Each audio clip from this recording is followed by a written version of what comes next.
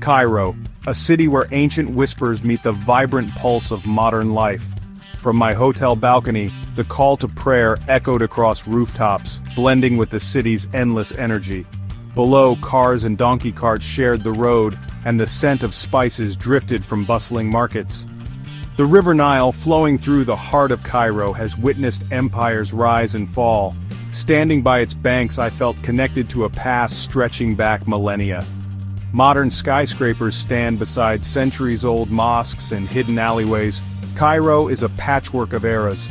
Even navigating the city is an adventure, with warm, welcoming people always ready with a story. One evening I sailed a felucca on the Nile as the sun set, the city glowing gold, a breathtaking introduction to Egypt. My first days blurred with exploration and anticipation, knowing this was just the beginning. Cairo is the gateway to ancient Egypt, preparing you for the wonders ahead. The promise of pyramids and hidden tombs fills the air with excitement. The city teaches you to look closely, to listen to the stories etched in stone. Here, the dance between ancient and new is everywhere. And so, with wonder, I was ready to follow the path of the Pharaohs. Leaving Cairo's chaos, we reached the Giza Plateau and the Great Pyramids. No image prepares you for their sheer scale. They rise from the desert like mountains built by giants. At the foot of Khufu's pyramid, I felt humbled by its age and grandeur. Nearby, the Sphinx gazes serenely, its weathered face holding secrets of centuries. The Sphinx isn't just a statue, it's a living presence, a guardian of a vanished world. At Saqqara, we saw the step pyramid of Djoser, the first pyramid, designed by Imhotep. Walking through its complex, I felt the Egyptians' drive to build for eternity. In Memphis, a colossal statue of Ramesses II lies preserved, a reminder of ancient glory. These monuments are the opening chapters of Egypt's story, ambition, innovation, and belief in the afterlife, all written in stone. Each site deepened my awe for this civilization's enduring legacy. Egypt's story is carved into every block, waiting for us to listen. South along the Nile, we arrived in Luxor, ancient Thebes, the world's greatest open-air museum. The Grand Luxor Temple stands in the city's heart, its columns and statues glowing at night. Walking its halls after dark, I felt the presence of pharaohs and gods. Nearby, Karnak Temple complex overwhelms with its scale, a vast collection of sanctuaries and obelisks built over centuries. The Great Hypostyle Hall, with its 134 massive columns, is a forest of history and artistry. The Avenue of Sphinxes once connected Karnak to Luxor, a processional route for grand festivals. Every stone tells a story, each pharaoh leaving their mark, each carving a page of history. The hieroglyphs are a living language preserving tales of gods, kings, and daily life. Luxor and Karnak are not ruins but living records of a civilization at its height. They inspire awe, reminding us of Egypt's deep faith and timeless creativity.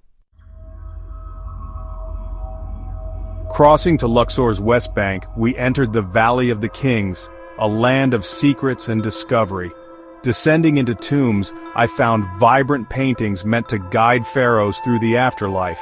The colors and details preserved for millennia are astonishing. The most famous tomb, Tutankhamun's, was discovered by Howard Carter in 1922, nearly untouched for over 3,000 years. Its treasures, from golden shrines to the iconic death mask, stunned the world. Visiting the Boy King's tomb, I felt the weight of history and legacy. Nearby, Hatshepsut's temple rises in sweeping terraces against the cliffs, a masterpiece of design. The reliefs inside tell of her divine birth and bold reign as a female pharaoh. Standing atop her temple, I admired her courage to defy tradition and build for eternity. The West Bank is a testament to ambition, artistry, and the quest for immortality. Here, the ancient Egyptians' belief in the afterlife comes vividly to life. Further south, the Nile's banks turned to golden sand as we reached Aswan, gateway to Nubia. Life here is slower, the air cleaner, the river dotted with feluccas. Aswan's Nubian culture is ancient and proud, the people's warmth is unforgettable. Visiting a Nubian village on Elephantine Island, I was welcomed with mint tea and vibrant traditions. The Philae temple, rescued from rising waters, now sits like a jewel on Agilkia Island. Dedicated to Isis, it radiates peace. The Aswan High Dam, a modern marvel, transformed Egypt by taming the Nile and creating Lake Nasser. From its heights, the river's journey and the vast lake stretch before you, a symbol of ambition. Just beyond, the great temples of Abu Simbel, saved from the flood, stand as a final testament to pharaonic power. Aswan is where ancient and modern Egypt meet, each leaving an indelible mark. Here, the Nile story finds both its gentlest and grandest chapters. Our journey turned north to Alexandria on the Mediterranean coast, a city with a European flair and a storied past. Founded by Alexander the Great, it was once the world's intellectual capital. The modern Bibliotheca Alexandrina, a stunning disk of granite, revives the spirit of the lost Great Library. Inside, the vast reading room is a tribute to learning and exchange. In the catacombs of Kom el Shokafa, Egyptian, Greek, and Roman art blend in a unique underground world. Above ground, the citadel of Kaipe stands where the legendary lighthouse once rose. Walking the Corniche, I felt Alexandria's timeless charm, fishermen, families, and poets by the sea.